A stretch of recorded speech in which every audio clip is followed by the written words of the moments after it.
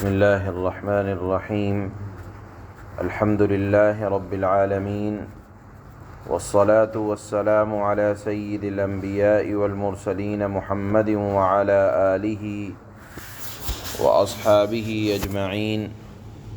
أما بعد، فأعوذ بالله من الشيطان الرجيم. بسم الله الرحمن الرحيم. وإن كان رجل يورث كلالة أو امرأة وله أخ أو أخت فلكل واحد منهما السدس، فإن كانوا أكثر من ذلك فهم شركاء في الثلث من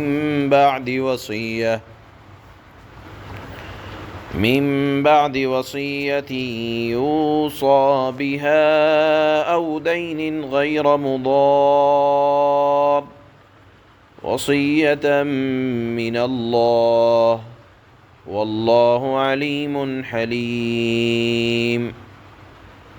صدق الله مولانا العلي العظيم.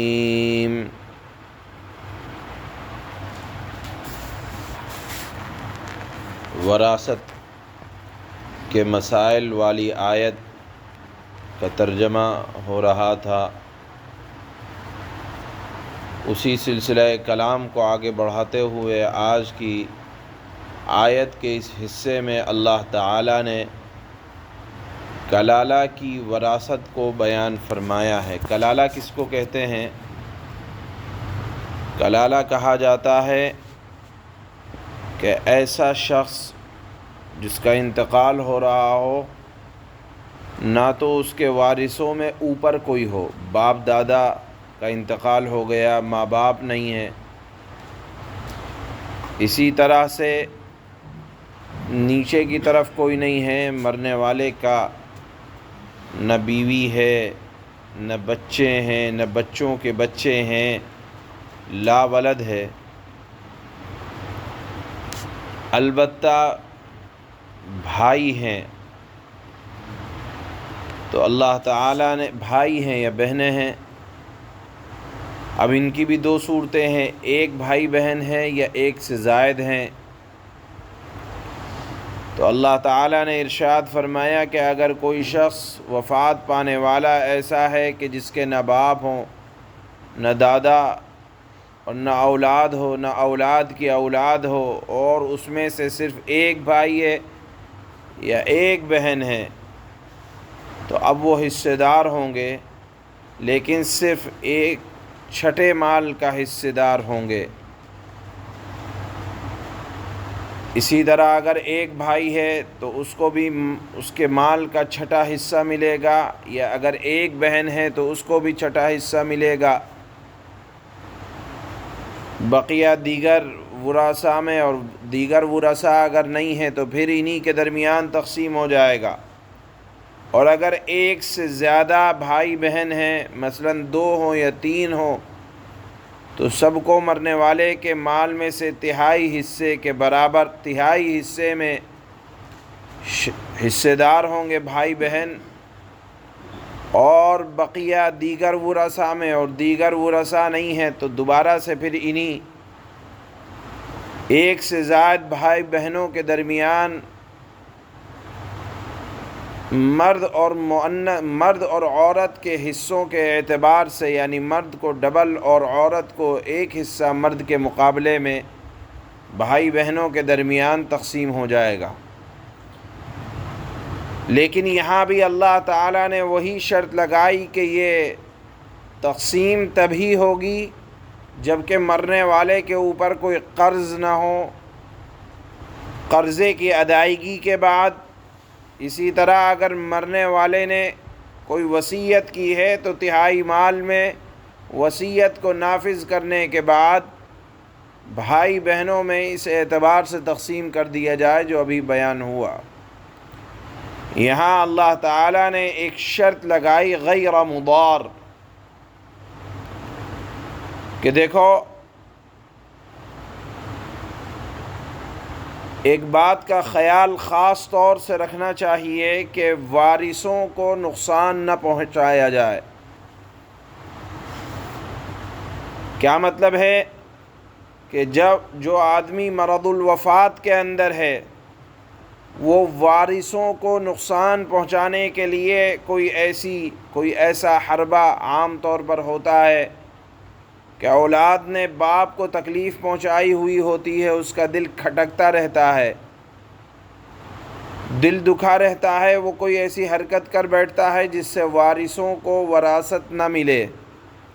اللہ تعالیٰ نے اس سے منع فرمایا ہے۔ وارثوں کو نقصان پہنچانے کی کئی شکلیں ہو سکتی ہیں۔ مثال کے طور پر وارثوں کو نقصان پہنچانے کے لیے کسی کے بارے میں یہ کہہ دے کہ میں نے فلاں آدمی سے قرضہ لیا ہے، میرے مرنے کے بعد وہ قرضہ ادا کیا جائے، اور یہ دعویٰ جھوٹا کرے اور مقصد یہ ہو کہ وارثوں کو نقصان پہنچا دے۔ مثال کے طور پر مرض الوفات کے ایام میں یہ کہے کہ میرے اوپر فلاں آدمی کا اتنا قرضہ ہے، حالانکہ قرضہ نہیں ہے، اور مقصد یہ ہے کہ میرے مال میں سے فلاں آدمی کو اتنا دے دیا جائے۔ اسی طرح سے کسی دوست وغیرہ کے اوپر رقم ہے اور آدمی یہ چاہتا ہے کہ میں اپنے وارثوں کو کچھ نہ دوں، تو یہ کہتا ہے کہ میرا قرضہ جو فلاں آدمی کے اوپر تھا مجھے وہ قرضہ مل گیا، حالانکہ ابھی وہ قرضہ نہیں ملا۔ گویا کہ اپنا قرضہ کسی کے اوپر ہے جو آنا ہے آج یا کل، اور مرنے والا مرض الوفات کے اندر یہ پہلے یہ کہتا ہے کہ مجھے میرا قرضہ مل گیا، اور مقصد یہ ہے کہ میرے بعد میرے وارثوں کو کچھ نہ ملے اور فلاں آدمی کو دے دیا جائے۔ اللہ فرماتے ہیں کہ وارثوں کو نقصان پہنچانا، تکلیف پہنچانا یہ کوئی اچھی بات نہیں ہے۔ یا اسی طرح سے وصیت کے بارے میں کہ کسی کو اپنی زندگی میں یا مرض الوفات میں خواہ ہبہ کر دے، ہدیہ کر دے، اور مقصد یہ ہو کہ وارثوں کو نقصان پہنچے، تو اللہ نے اس کو بھی منع فرمایا۔ اسی طرح سے اللہ نے منع فرمایا کہ وارثوں کے حق میں تو وصیت نہیں کی جائے گی، ہاں البتہ وصیت عام لوگوں کے حق میں کی جا سکتی ہے، لیکن وہاں بھی 1/3 مال کے اندر ہی وصیت کرنے والے کو حق ہے کہ وہ اپنے مال کی وصیت کرے۔ اس کے بعد اللہ تعالیٰ نے فرمایا کہ واللہ علیم حلیم۔ دیکھو اللہ تعالیٰ سب جانتے ہیں کہ کون احکام پر عمل کرے گا اور کون خلاف ورزی کرے گا۔ اللہ کے علم میں سب کچھ موجود ہے۔ جو خلاف کرے گا تو اللہ تعالیٰ خلاف ورزی کرنے والوں کو اگرچہ دنیا میں فوراً سزا نہ دیں، کیونکہ اللہ تعالیٰ حلیم بھی ہیں، بردبار ہیں، برداشت کرنے والے ہیں، لیکن اس برداشت کرنے سے کوئی دھوکہ نہ کھائے کہ آخرت میں بھی بچ جائے گا۔ جتنے اعمال کیے ہوں گے فَمَن يَعْمَلْ مِثْقَالَ ذَرَّةٍ خَيْرًا يَرَى، اچھے کیے ہوں گے اس کو بھی پائے گا، وَمَن يَعْمَلْ مِثْقَالَ ذَرَّةٍ شَرًّا يَرَى، برے کیے ہوں گے رائی کے دانے کے برابر بھی ہوگا، اس کو بھی اجر و ثواب یا وبال کی شکل میں اپنے سامنے موجود پائے گا۔ لہذا میراث کے احکام کو بیان کرتے ہوئے اللہ تعالیٰ نے بالکل آخر میں ایک بہت اہم ہدایت دی ہے کہ ہر وہ مورث جو دنیا سے جا رہا ہو، زندگی کے آخری لمحات ہوں، اولاد نے اگرچہ خدمت نہ کی ہو، اس کو اس بات کا اہتمام کرنا چاہیے کہ اپنے مال میں سے وارثوں کو نقصان نہ پہنچائے۔ اللہ تعالیٰ نے اس سے منع فرمایا ہے۔ یہی آیت کے اخیر میں اللہ تعالیٰ نے ارشاد فرمایا ہے۔ اللہ فرماتے ہیں وَإِن كَانَ رَجُلٌ يُورَثُ كَلَالَةً أَوِ امْرَأَةٌ وَلَهُ أَخٌ أَوْ أُخْتٌ فَلِكُلِّ وَاحِدٍ مِّنْهُمَا السُّدُسُ، اور اگر وہ مرد یا عورت جس کی میراث تقسیم ہونی ہے ایسے ہوں کہ نہ اس کے والدین زندہ ہوں، والدین میں دادا دادی بھی آتے ہیں، نہ اولاد ہو، اولاد میں اپنے بیٹا تو ہے ہی لیکن بیٹے کے بیٹے بھی یعنی پوتے بھی اولاد ہی میں آتے ہیں، نہ والدین زندہ ہوں نہ اولاد زندہ ہوں، ہاں البتہ اس کا ایک بھائی یا ایک بہن زندہ ہو تو ایک بھائی یا بہن کو مرنے والے کی وراثت میں سے ہر ایک چھٹے حصے کا حقدار ہے، اور اگر وہ ایک یا ایک سے زائد ہوں تو وہ سب ایک تہائی میں شریک ہوں گے۔ فَإِن كَانُوا أَكْثَرَ مِن ذَلِكَ فَهُمْ شُرَكَاءُ فِي الثُّلُثِ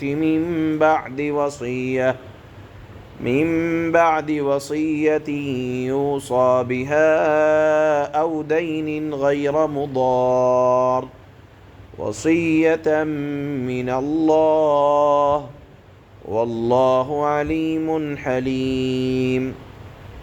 اللہ فرماتے ہیں اگر وہ بھائی بہن ایک سے زیادہ ہوں تو وہ سب ایک تہائی میں شریک ہوں گے، مگر جو وصیت کی گئی ہو اس پر عمل کرنے کے بعد، یعنی پہلے وصیت پر عمل کیا جائے گا ایک تہائی میں، اور مرنے والے کے ذمے جو قرض ہو اس کی ادائیگی کے بعد، یعنی سب سے پہلے کفن دفن کے انتظام کے بعد میت کا قرضہ ادا کیا جائے، قرضے کے بعد وصیت کا نفاذ عمل میں آئے، اس کے بعد جو بھی مال ہے وہ شرعی اعتبار سے وارثوں میں تقسیم کیا جائے، بشرطے کہ وصیت یا قرض کے اقرار کرنے سے مرنے والے نے کسی کو نقصان نہ پہنچایا ہو، یعنی کسی کو تکلیف پہنچانے کا ارادہ نہ ہو وصیت یا قرض کی وجہ سے۔